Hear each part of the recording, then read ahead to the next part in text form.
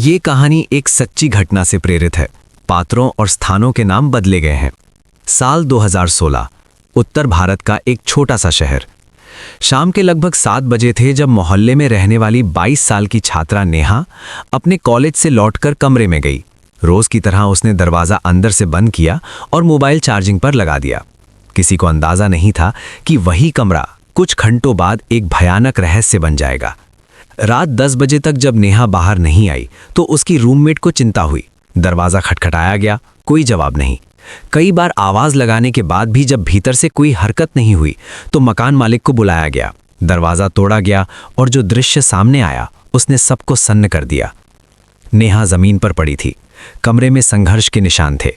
खिड़की खुली थी और पर्दा फटा हुआ था। ये साफ था कि ये कोई सामान्य घटना नहीं बल्कि एक सुनियोजित अपराध था। पुलिस को सूचना दी गई। कुछ ही देर में फॉरेंसिक टीम और स्थानीय थाना प्रभारी मौके पर पहुंच गए।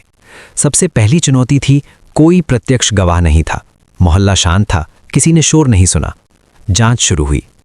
पुलिस ने 3 बिंदुओं पर ध्यान केंद्रित किया। आखिरी बार नेहा किससे मिली थी, कॉल डिटेल रिकॉर्ड, कमरे से मिले फिंगरप्रिंट और जूते के निशान। मोबाइल की कॉल हिस्ट्री में एक नंबर बार बार दिखाई दे रहा था। ये नंबर उसी इलाके में रहने वाले एक युवक राहुल का था जो कभी नेहा के साथ कॉलेज में पढ़ता था। दोनों के बीच कुछ महीनों से विवाद चल रहा था। पुलिस ने राहुल से पूछताछ की। शुरुआत में वो शांत था, लेकिन उसके जवाबों में विरोधाभास दिखने लगा। उसने कहा, मैं उस दिन घर पर था, लेकिन मोबाइल लोकेशन उसके घर से 2 किलोमीटर दूर नेहा के कमरे के आसपास मिली। यहीं से शक गहराया। फॉरेंसिक रिपोर्ट में कमरे से मिले जूते के निशान राहुल के जूतों से मेल खाते पाए गए। सबसे अहम सबूत था खिड़की के पास मिला एक छोटा सा कपड़े का टुकड़ा जो बाद में राहुल की जैकेट से मैच हुआ। अब पुलिस के पास कड़ी जुड़ने लगी थी। कठोर पूछताछ के बाद राहुल टूट गया। उसने कबूल किया कि नेहा उससे दूरी बना रही थी। वो उसे बार बार मिलने के लिए दबाव डालता था। उस दिन गुस्से में वो उसके कमरे में गया, बहस हुई, मामला हाथापाई तक पहुंच गया और गुस्से में उसने वो अपराध कर डाला जिसे वो बस डराने की कोशिश कह रहा था। लेकिन कानून में इरादा नहीं, परिणाम देखा जाता है।